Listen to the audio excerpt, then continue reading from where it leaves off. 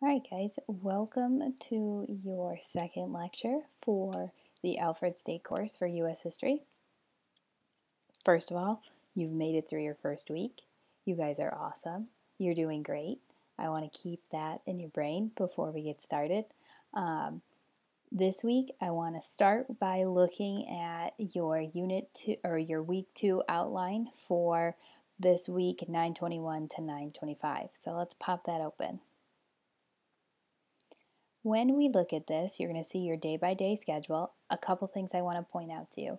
The assignments that you have due this week, no surprise. We have another journal, and you're reading one more of the Federalist paper readings. You're going to do that evaluation. It's the same 3 questions. You're just changing the reading.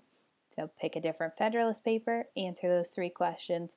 Those are due by Friday at 11:59. Monday, you're to watch this lecture video. Tuesday, you're going to do that reading, but there is, notice, it says watch Fed versus anti-Fed video. And then you see watch video on paper assignment, watch, and then there's videos listed for Friday. I want to show you where to get those videos so that we're crystal clear on what we're looking for. So I am in Unit 1. I'm looking at the top. You guys are going to have to click the drop down more to get this to pop up, but we're looking at Unit 1 resources. And when we pop that open, there's a whole bunch of videos listed in here. There is the Federalist versus the Anti-Federalist, and then to follow are the videos that are listed for Friday. You're going to watch all the way down to the 3-minute guide of the Bill of Rights. Okay, so that's where you find those Unit 1 resources. Now there was another video that was listed on your short paper assignment. You don't have a paper due this week, but I want you to watch the video on that. You're going to go to your general channel. You're going to go to more, and you're going to go to Al State Resources. And when you click on this, you're going to see a few videos pop up, and one of them says short paper guidelines. That's the one you want to watch. Okay, so general channel, more, Al State Resources, short paper guidelines. And if you have any trouble finding those videos, don't hesitate to get a hold of me so that we can get that taken care of. Okay, and remember, you can use that forms again by clicking more, going to the check-in, and answering those questions there. I've gotten a few responses from you guys from this already. I love to see you using it. I'm really excited that this is paying off. Any questions, you can submit them there. You can also message me on Teams, email, whatever works best for you, but this is a really cool way to keep in contact. Okay, enough of the housekeeping. Let's get to where we need to be for the lecture this week. This week, in the notes, we are going to go through the judicial branch. We are going to go through some history and context of the Constitution, and that's as far as we're going to get. So that next page in the outline is as far as we're going. Let's start with the judicial branch. When we look at the judicial branch, this is in Article 3 of the Constitution. Okay, the duty of the judicial branch is to judge the laws. All right, we can see that judging the laws, it has a couple of different meanings to it there. When we look at what it means to judge, it can be to evaluate, it can be to declare unconstitutional. The makeup of the Supreme Court, we have 9 justices on the Supreme Court.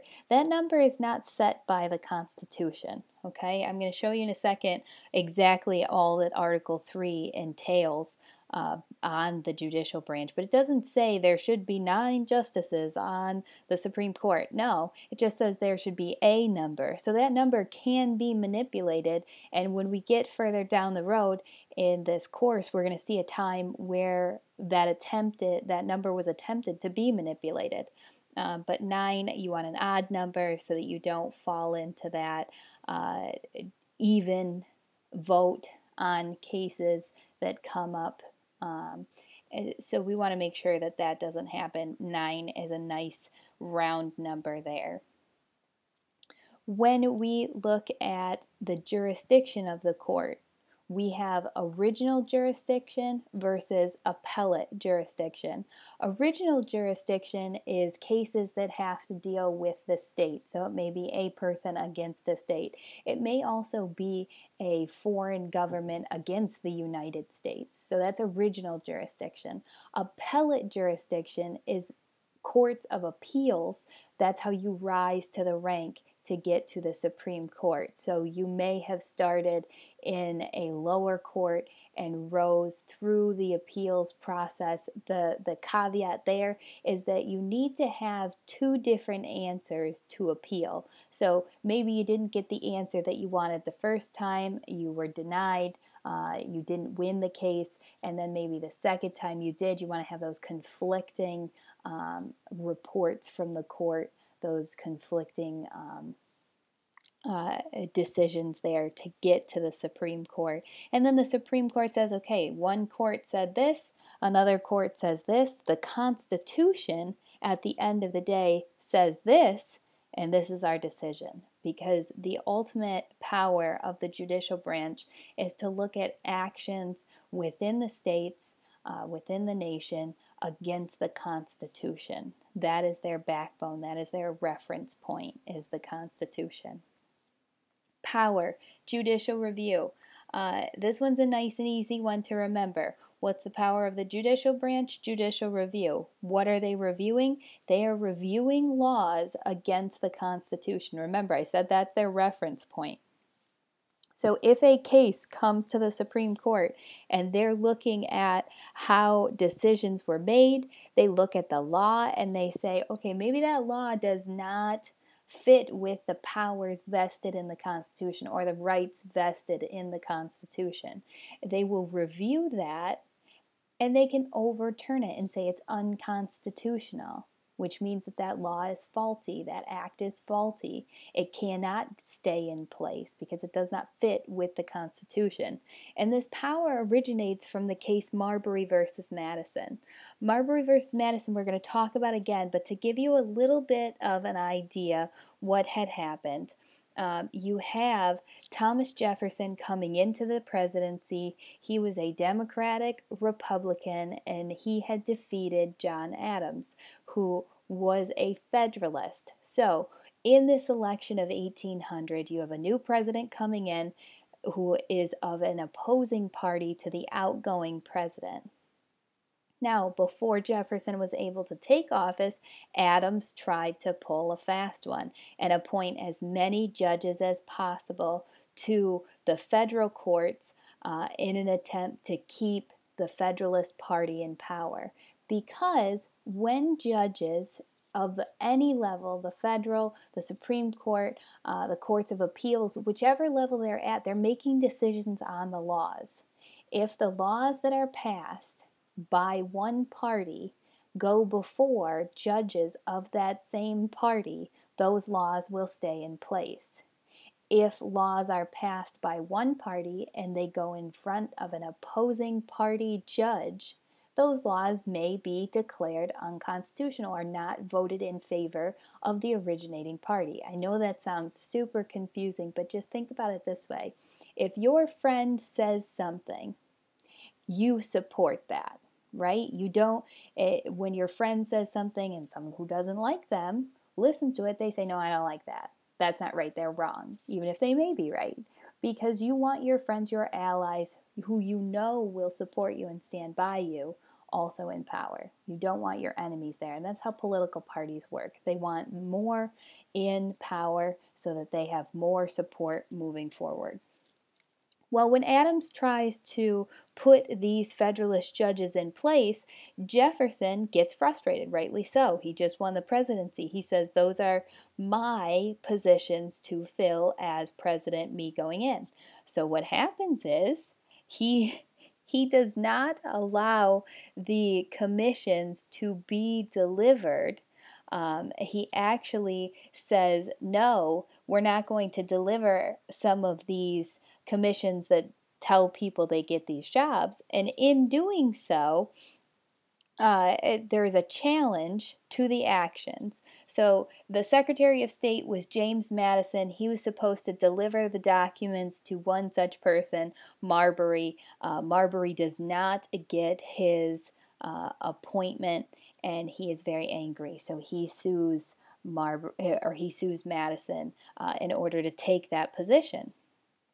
Now, the courts in all of this process, like I said, we will delve deeply into it further down the road, but the courts decide that they don't actually have the power to decide on this case as a previous law that had been passed said they did.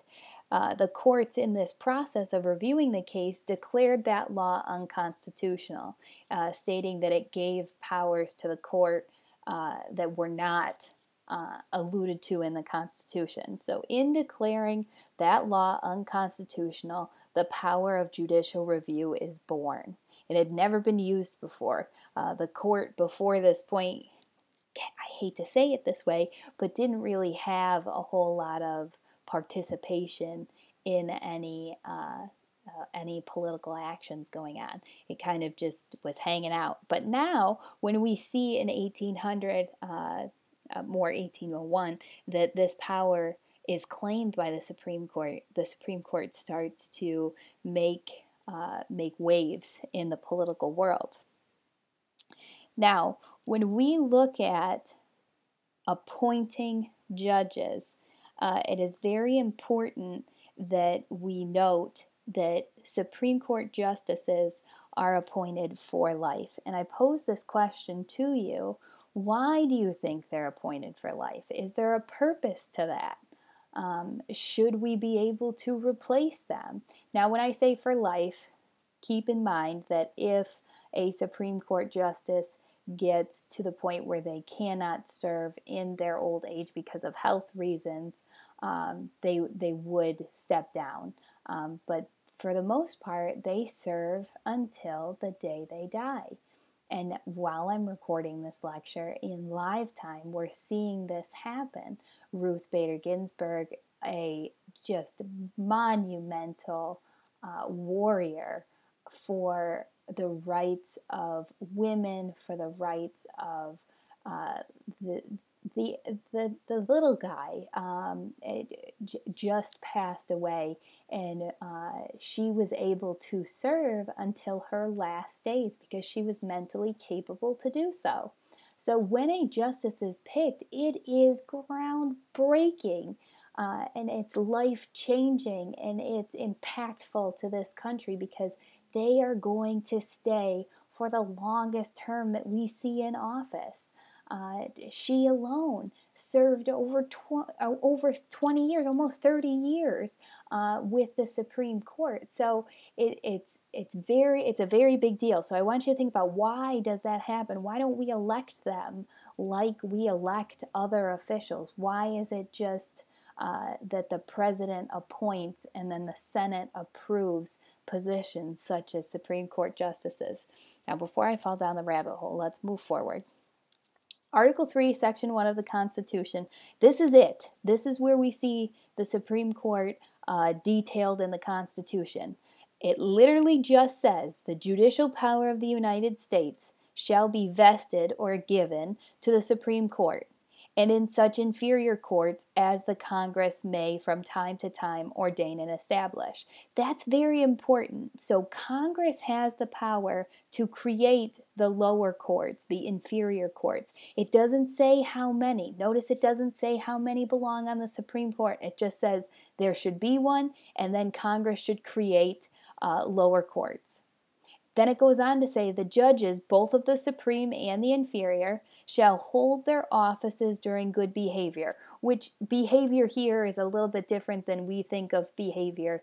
It's kind of health and wellness, as long as they can, as long as they're able, and shall at stated times receive for their services a compensation which shall not be diminished during their continuance in office. So it says they should get paid for their services, a compensation, a set number, which we should not take away from during their time in office. So whatever that number is, it is what it is. We can't say, okay, 1 year you get this, and then the next year you get thousands of dollars less. And that's all it says. That's the details. That's crazy. So now you can see why over time the Supreme Court and the judicial branch and the inferior courts have changed so much, because there's very little guidance here. In the beginning, it was just there should be one. There should be courts. We don't know how many. We don't know what it'll look like. So the courts really had no jumping off point. It's not as detailed as we saw in the other two branches with the legislative branch and the executive. It's just kind of there should be one. Figure out what it looks like. Let it evolve. And it really has. And now we see that the courts in the United States really impact the way that we live and the rights that we have, because they really evaluate them. They tell us what's right and what's wrong. And when something is wrong, we know that we have the courts to go to in order to hopefully solve that problem. All right, I'm going to try not to dwell too much. We could spend a whole day there. Checks and balances, moving forward. So we wanted to create a government where there were checks and balances between the branches, because we did not want one all-powerful being or one all-powerful branch in the government. So we had to set up ways for the branches to check themselves to keep each other going down the right path. So I'm going to start with the legislative branch. The legislative branch checks the executive branch by having the ability to approve nominations and control the budget. The legislative branch can also pass laws even if the president vetoes them. So they have that overriding power. They also can impeach the president and remove that president from office. So that's how the legislative checks the executive. The legislative checks the judicial branch because the Senate confirms the presidential nominations, so they have to interview them, and you're going to get to see this process happen in real time. Whether that happens before the election or after the election, we don't know yet. As I'm recording this lecture, we don't know yet, but you're going to see the Senate confirm or reject a presidential nomination. Congress can also impeach judges and remove them from office. So while I just was saying that judges serve for life or as long as they can, the only way they can be removed is through the impeachment process. And there has to be a good reason. Okay, it's not, we can't just impeach them because we don't like them. They have to do something that's against the Constitution, that breaks the laws in order to impeach them. And they also have to be found guilty of that. All right, so legislative, check on the executive, check on the judicial. Let's do the executive branch. The executive branch checks the legislative branch by being able to veto any of the proposed legislation. So if a law is proposed, the president, it doesn't just go into place. The president can veto that as well. So, and the president checks the judicial branch by nominating those judges. And each president doesn't always get that power. I mean, you're not seeing every 4 years or every 8 years a new member come to the court. Some judges stay there for so long, like I was just saying about Ruth Bader Ginsburg, that they stay there for years. So decades could go by, and presidents may not be able to have that honor of nominating someone. But they do have that, and that is a check from the executive on the judicial. The judicial branch checks the legislative branch by having that power of judicial review. They can declare laws unconstitutional. So, legislative branch passes a law, the judicial branch can check it by declaring those laws unconstitutional. That same power of the judicial branch can be used to check the executive. The courts can declare presidential acts unconstitutional. So if the president puts something in place that does not fit with the Constitution, it can be declared unconstitutional. So the judicial review checks both branches in their own way. All right. Another piece that was added to the Constitution that allows for the Constitution to be what we're going to discuss as a living document is the amendment process. To amend means to correct, to change. That's a big piece here. Okay, so we knew when the framers were writing the Constitution, they said, all right, this document can't have a period at the end of it. This can't be the end. There has to be something put into place where the people can change this in order to suit the needs of their society. And to date, there are 27 amendments that have been added to the Constitution. When we look at this process, there is a proposal process. You can take one of two routes to propose an amendment to the Constitution. One way is by having 2/3 of the members in both the House and the Senate, so 2/3 of all of Congress, which is the same number, if you remember, the same number that's needed to override a law that's been vetoed by the president. So we put a high-hanging importance to that number 2/3. So 2/3 of the members of both the House and the Senate, whole Congress, can propose an amendment. The second way is to have an amendment proposed at a convention by 2/3 of the states. So out of 50 states, you need 2/3 of those 50 states to come together. Well, all 50 would be at the convention, but you need 2/3 at that convention to vote yes on the amendment. So 2/3, big number. Now, if you go with 2/3 of the number of members in the House or Senate, or 2/3 of the state, the next process is ratification. So it has to go beyond that first level. So in order to get an amendment ratified means to pass, you can go one of two ways. One, it can be done by 3/4, so that's 75% of the state legislatures, because every state has their own legislature. So 75% of the 50 state legislatures have to agree to pass it. So you're going to have your state senators and state assemblymen and representatives vote to pass that amendment.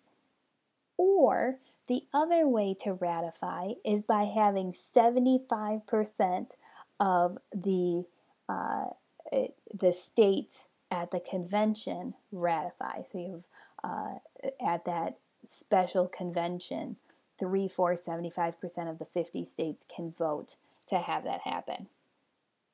Now notice that there is participation of both the federal level and the state level in the amendment process. What do you think that why is that important? Think about that. Why would you need both levels of government involved in making a change or adding to the Constitution? Also, to add, in order to get rid of an amendment, another amendment must be passed. So you can't just erase it from the Constitution. You have to create an amendment that replaces, that would go against and say, we repeal such and such amendment. Now, this hasn't been done. You saw it happen with Prohibition. That's usually one that we remember. The 18th Amendment is passed and it says no making of, distribution of, any of that, consumption of alcohol in the United States. And then the 21st Amendment was passed to get rid of that idea. And it says there now shall be. So you have to pass an amendment to get rid of an amendment. Now, when we look at amending the Constitution, there are some that we look at and we remember over time. I already mentioned the 18th and the 21st, but these amendments allow the Constitution to be what we call a living document. Now, I don't mean it's breathing, it's walking around, it's having a conversation. I mean that it is constantly changing. There is no solid period at the end. You can always add it, you can always change it. Some notable amendments that we are going to talk about throughout the year. We're going to talk about many more than this, but these are some that I want to mention right away. The 13th, 14th, and 15th Amendments. These amendments are known as the Reconstruction Era Amendments. The 13th Amendment ends slavery in the United States.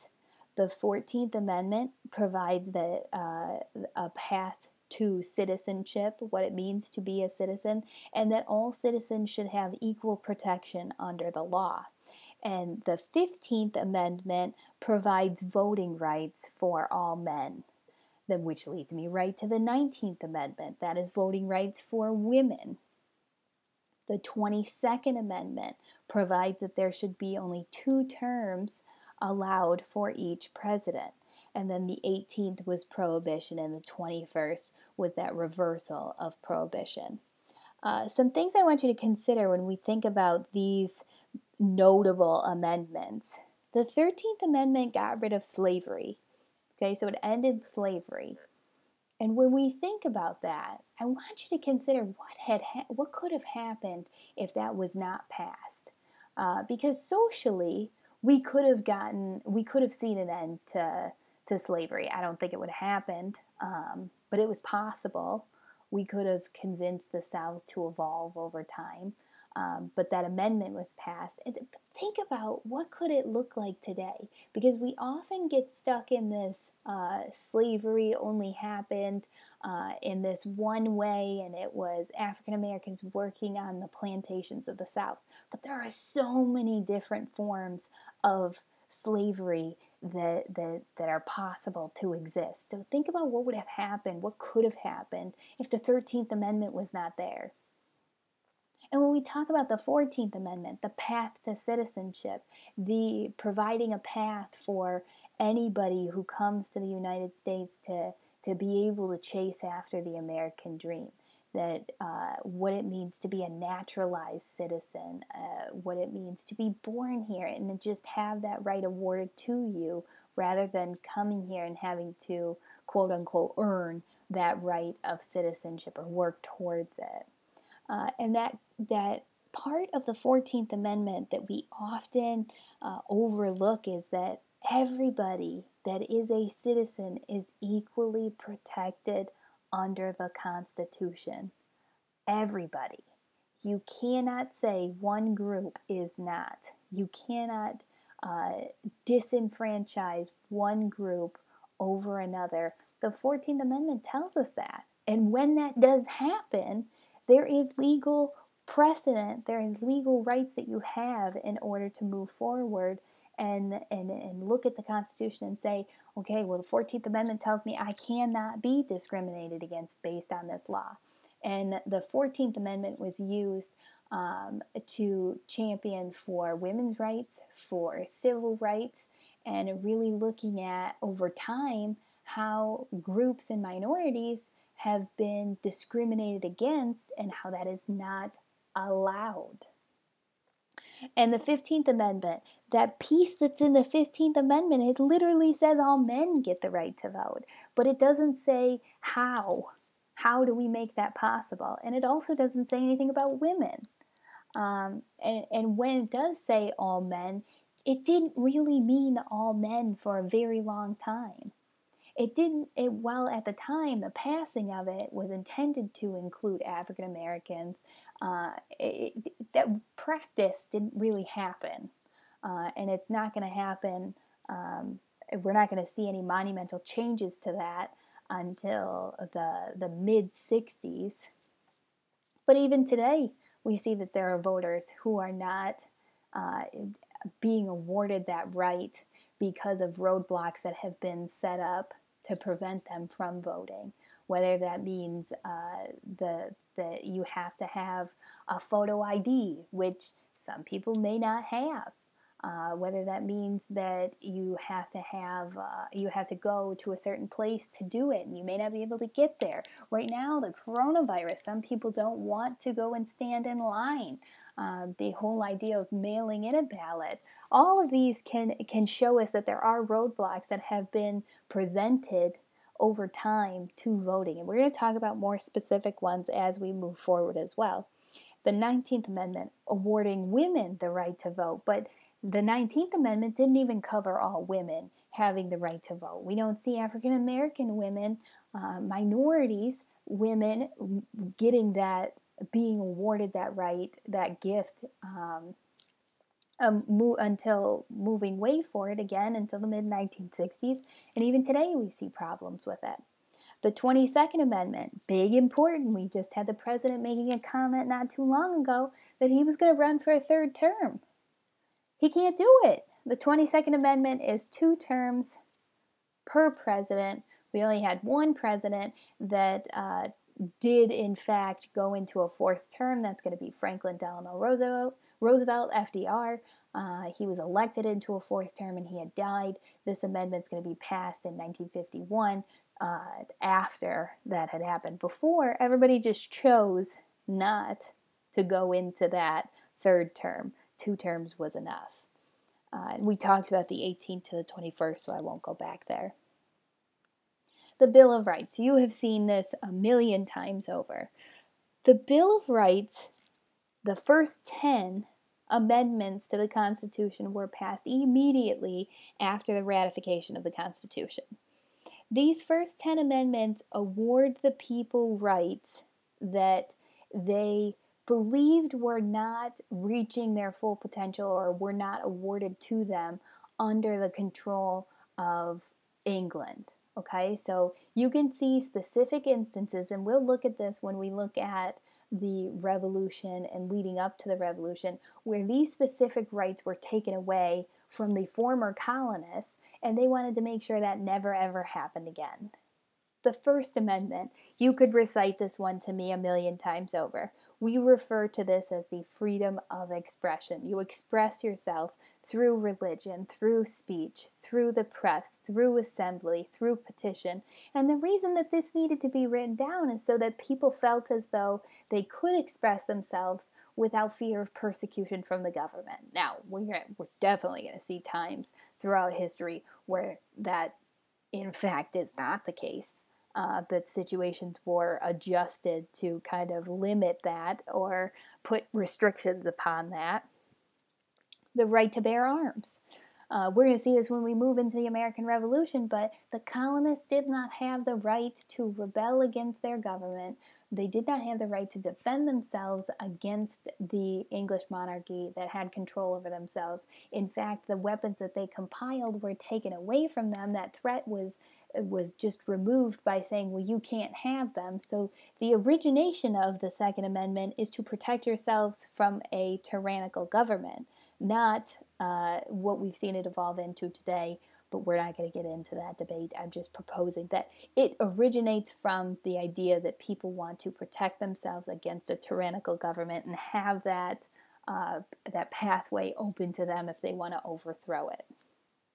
The protection from housing troops, we call this is a direct reaction to the Quartering Act. Again, we're going to talk about that soon. Freedom from unreasonable search and seizure. The redcoats had a nasty habit of just going into people's homes and doing whatever they wanted, taking whatever they wanted, searching for any signs of patriotism against the crown, the right to due process, this idea of habeas corpus, that you hold, that you have the right to all of your due process, to move through the judicial system, to be presented before a court and have your actions evaluated before just being found guilty, is awarded to us. And then we get into a little bit of what those cases should look like, what the courts, that specific due process should look like with 6, 7, and 8. We should have a fair and speedy trial. You should have a right to a trial by a jury of your peers, and unbiased, which we're going to see over time has not always been the case, an unbiased jury of your peers. Protection against excessive bail or unusual punishment. Let the punishment fit the crime. If you steal a candy bar, you shouldn't be sentenced to life in prison. And then 9 and 10, I like to think of these as the catch-all amendments. People retain the rights not listed in the Constitution. So this is them saying, if we forgot any rights of the people and we didn't list them here, they're still awarded to the people. And 10 does the same thing, but it says powers not given to the federal government are awarded to the people or the states. So if we didn't explicitly state it belongs to the federal government, it can belong to the people or the states. Now, when we read the Constitution that we just went over, and when we look at the Bill of Rights, the big argument over time, the split among the people, among the parties, really comes down to the very basic idea of how do you read the Constitution? Do you read it as someone who wrote it all the way back at the origination of our country? Or do you read it as someone in the present time? Because these words, all of which we just went over, all of the powers of the branches, all of what belongs to the people, means something completely different based on how you read it. Okay? And that's a very interesting idea to hold on to moving forward. Do you read it as it was written by its original intention, or do you read it in the present time? And everybody has a different opinion on it. So think about what yours is. Which way should we go? Do we take it at its word, or do we read it how we should with our brains right now? Do we trust what the framers said applies to today, or do we have to change that application to fit today? I don't know. I don't know what the answer is. You tell me what you think. All right, section 4. We got to go back to a little bit of history and context about the Constitution. When we look at the Constitution, it is a successful form of government. It just is. It is a long-lasting form of government, which the framers had no idea if it was going to be. They hoped and prayed. But the reason it's successful is because it provides a government by the people, for the people.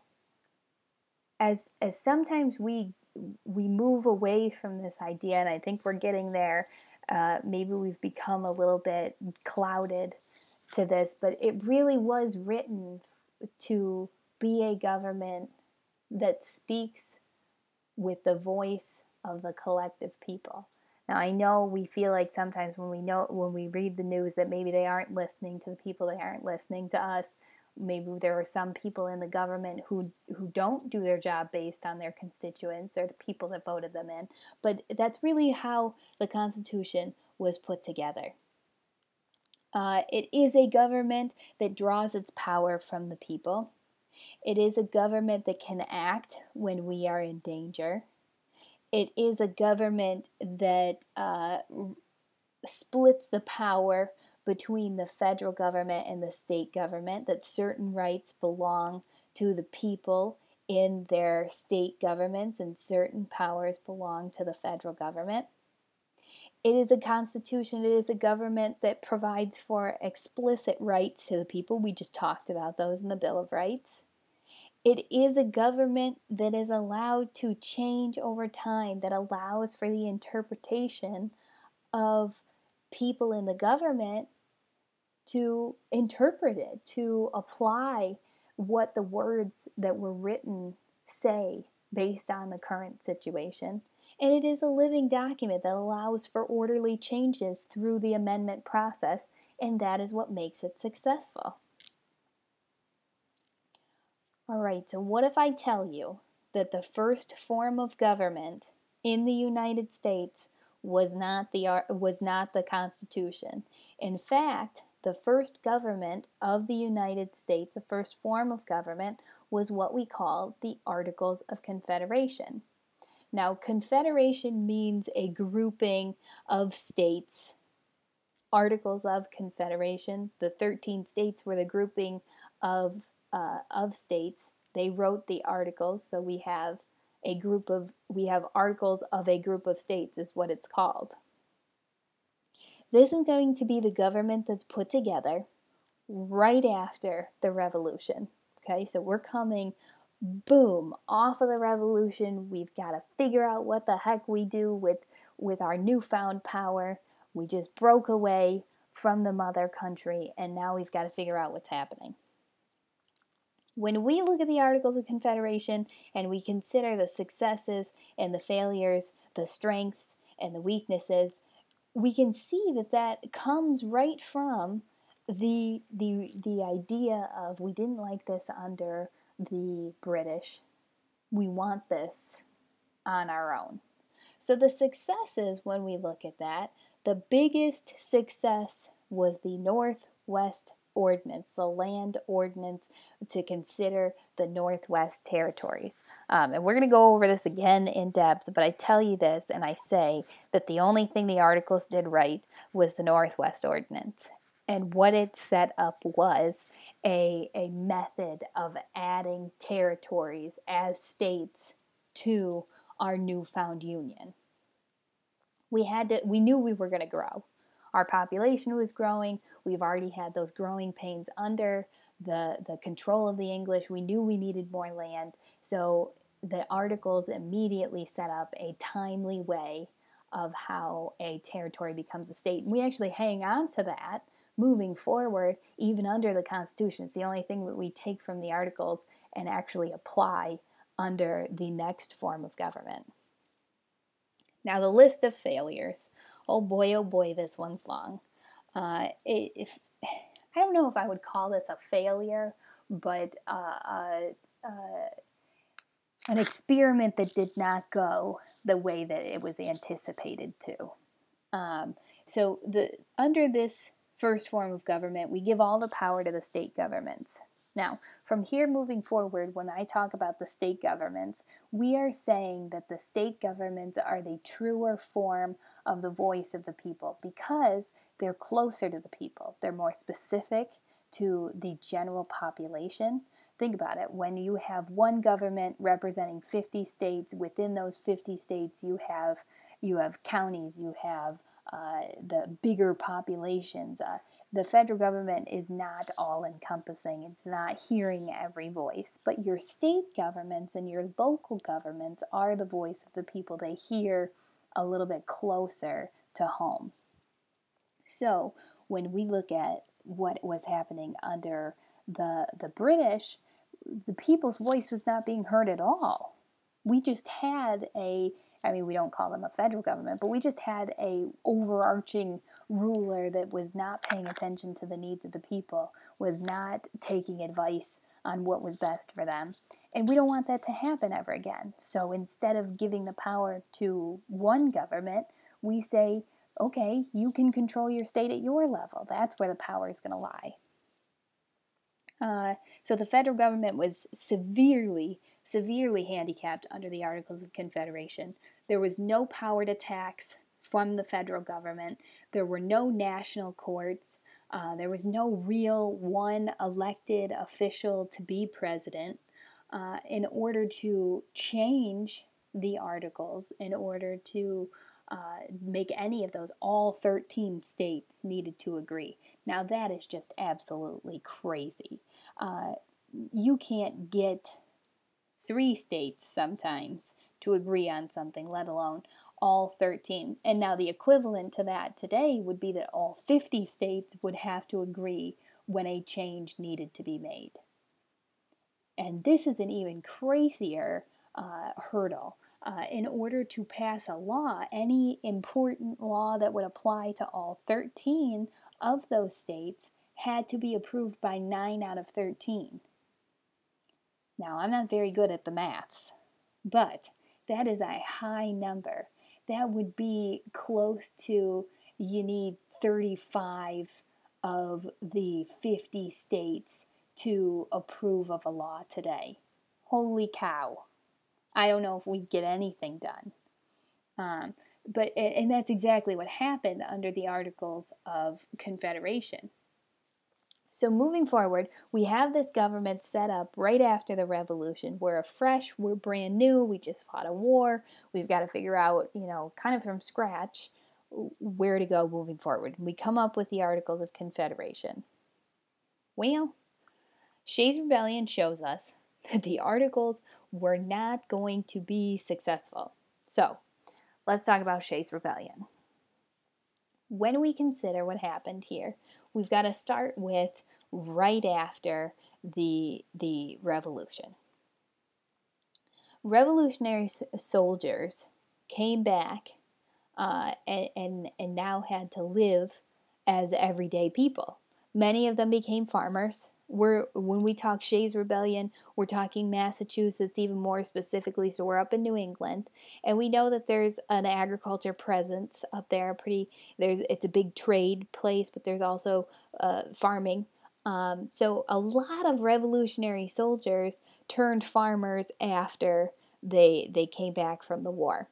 But what's even more interesting, and this relates to some pieces down the line that we'll discuss, is these revolutionary soldiers received very little compensation or money for fighting in the war, for breaking away from England. And when they go back to be farmers, they've got to kind of borrow, beg, and say, the bartering system to get what they need. So a lot of farmers aren't going to have the money to just start a new life.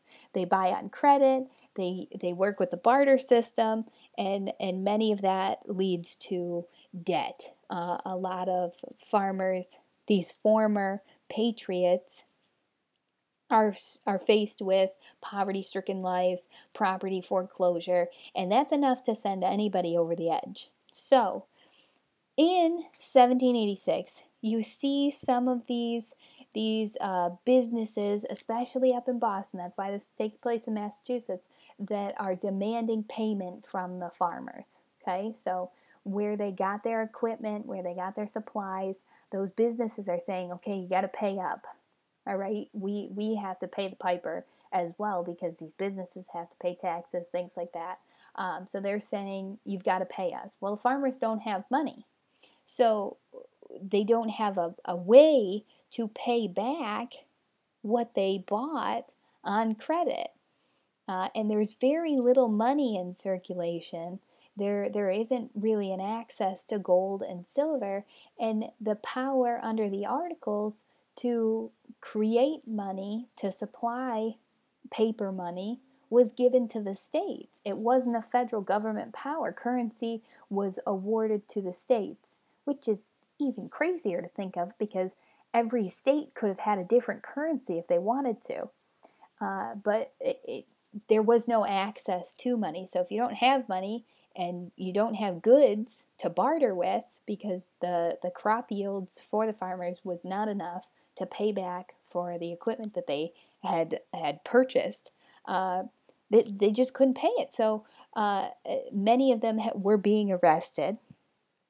And if it's not bad enough, in Massachusetts, taxes were extremely high because, again, the federal government didn't have the power to tax. The state governments had the power to tax. And in Massachusetts, those state governments were set extremely high by the governor, higher than what the British had put in place. Now, we all know that a main reason, a big piece turning the colonies against the crown, was the high taxes. So, okay, we just fought this revolution, and now the states are given this power to tax, and some governors, like what's happening in Massachusetts, are setting the taxes higher than what we just fought a war for. That's crazy talk. And because of these high taxes and the inability to pay their debts, farmers were faced with property foreclosures, and authorities began arresting them for neglect of payment. Now, you've got farmers being arrested. Some that aren't arrested are being faced with losing property, losing their means to make money, and they're becoming more in debt. This is like the seedlings of a rebellion. These farmers try peaceful protest, okay? They go through legal means, they sign petitions, they propose their grievances to the local courts, they protest outside the local courts to try to stop from these hearings, stop the hearings from happening where farmers are being persecuted for their debts, and really try to get somebody to listen to them, but it's not happening. So you're going to see attacks begin on courthouses and other government properties in 1786, and then this becomes a full-blown military confrontation in 1787. We call it Shays' Rebellion because one of the major leaders was Daniel Shays, and he was a patriot that fought at the Battle of Bunker Hill. And when we look at Shays' Rebellion, in my reading of this, I have to point this out because it relates so clearly to the time that we're in. While Shays' Rebellion was kind of picking up speed, and you see these farmers protesting outside of the courthouses in the streets, and you start to see it become a little bit more violent. These protesters are starting to bring weapons and things like that with them. A bill is passed that excused sheriffs from any responsibility if they killed any of the insurgents or anybody who was protesting, and they were excused from being punished if they declared any harsh treatment for the rebels in custody. So if one of these rebels, who was really patriots that fought in the revolution, they have that rebellion in them against a government that mistreats them. If they were killed in the process of being arrested, or if they were injured in the process of being arrested, those people doing the arresting, those sheriffs, were excused from it. And we even see during this time that habeas corpus, your right to due process, which we're going to see in the Bill of Rights, but that right of due process to move through a court was taken away. So some of these farmers were arrested and thrown right into jail. And there is no in between. There is no you're found guilty. There is no possible resolution there. You just are guilty. And even another piece to that is that the death penalty could be put upon these people rebelling or taking place in protests. That's crazy. So when I say the Bill of Rights, which happens after the Articles of the Confederation, because remember the Bill of Rights is a part of the Constitution, we have to look at what happened directly after the Revolution. Because when the Articles of Confederation are put in place and we see Shays' Rebellion and the absolute blunder that happens in the handling of it, or the mishandling of all of these actions, we have to say, okay, yeah, the British monarchy was pretty bad. The crown treated the colonists very poorly, but the first government that we formed, in some aspects, didn't treat the people much better. Because we didn't take the time to sit and say, okay, these are the specific pieces that we need to make sure are there. And the result that we see from Shays' Rebellion is that we don't have a federal government that can step in and help when things like this happen in the state governments, because the federal government was not being funded. There is no federal militia that could have stepped in and helped the state of Massachusetts as this rebellion grew. There is no federal government that can try the mistreatment of the people by the state government. There is no solution there. So the result is we have to come together with the Constitutional Convention, with a Constitutional Convention, to try to fix this. Now I want to look at a couple quotes here. Henry Knox, who was going to be the first Secretary of War once the new form of government is created, he's the first Secretary of War under George Washington. Remember, we talked about the cabinet. Henry Knox writes to George Washington in 1786. We're moving towards the height of Shays' Rebellion here. And he says, we imagined that the mildness of our government and the virtue of our people were so correspondent. So he says here, we created a kind of baseline government, assuming that all people would just follow it. He says that we were not, as other nations, requiring brutal force to support the laws. He says we didn't need, for example, a militia at the federal level to enforce what we said under the Articles. But we find that we are men, actual men, possessing all the turbulent passions, belonging to that animal, and that we must have a government proper and adequate for him. So he says, we just assumed when we created the Articles of Confederation that people would just follow it, that we wouldn't have to enforce it, that we wouldn't need an executive to enforce it. But we were wrong, because at the end of the day, people rebel. And if we didn't learn when we saw the revolution, we learned when we saw Shays' rebellion. He says we've got to create a better government that better suits the needs of the people that can, and I hate to use this word, but control the people. Thomas Jefferson, when he comments on Shays' rebellion in November of 1787, so just 1 year later, he says the tree of liberty must be refreshed from time to time with the blood of patriots and tyrants.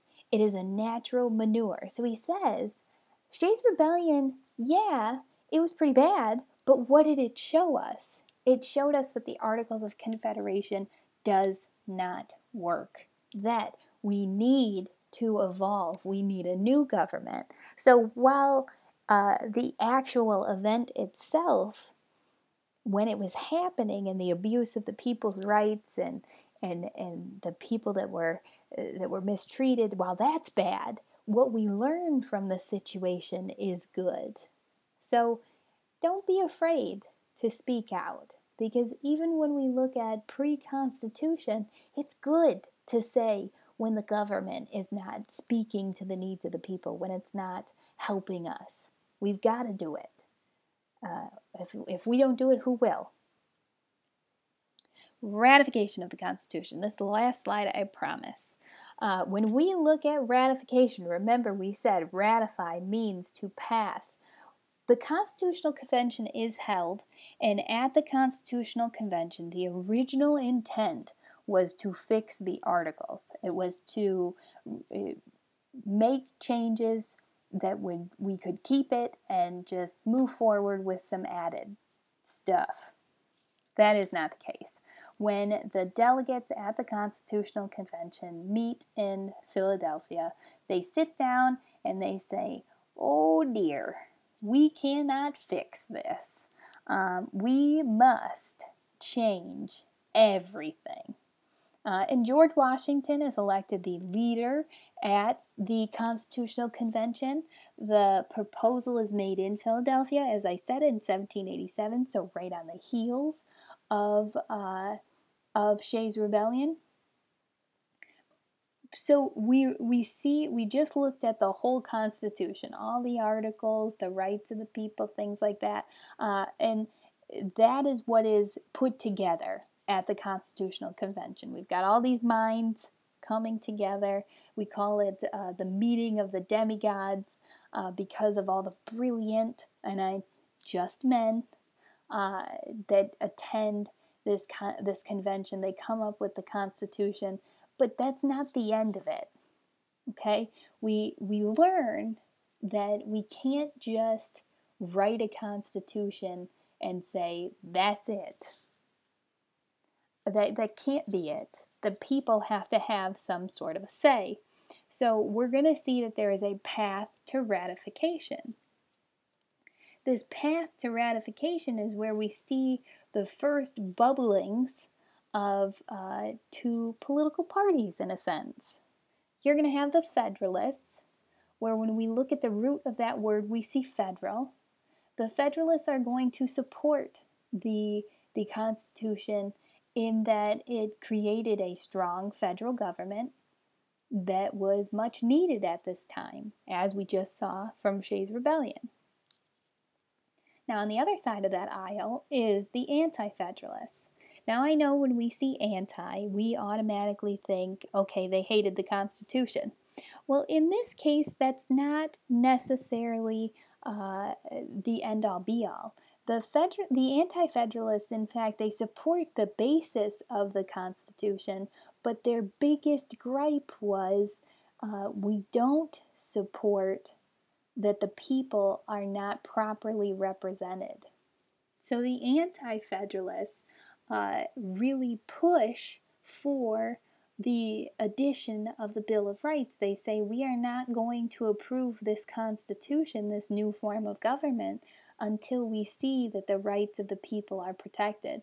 Because now, not only did we see under the Crown how dangerous it is that the people's rights are not protected, but we saw what happens here when we're on our own in the example of Shays' Rebellion when the people are not heard, when the people are not protected.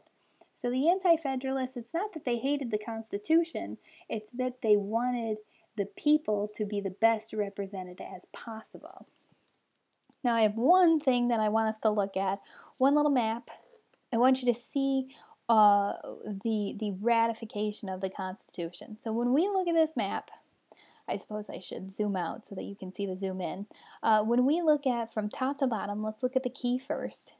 So we see ratification of the Constitution, 1787 to 1790. The purple is going to be your federal majority. That's your Federalists. The light blue is your anti-federal majority. That's where you see your anti-federalists. The darker blue is even, and the tan is areas not voting, and we're going to see the years of people voting. So let's start up at the top. We look at New Hampshire, 1788. Kind of an even split there. And when you look at these other areas, Massachusetts, Rhode Island, Connecticut, you see a lot of a split between the two. And you're going to see we've got 3 in 1780, Rhode Island being in 1790, New York even 1788. And when we go down along the coast, all of your Federalists. Look at that. New Jersey, Delaware, Pennsylvania, kind of an even split. We've got some even, we've got some areas of Federalists, some areas of Anti-Federalists, 1787. Notice New Jersey, Delaware, 1787 as well.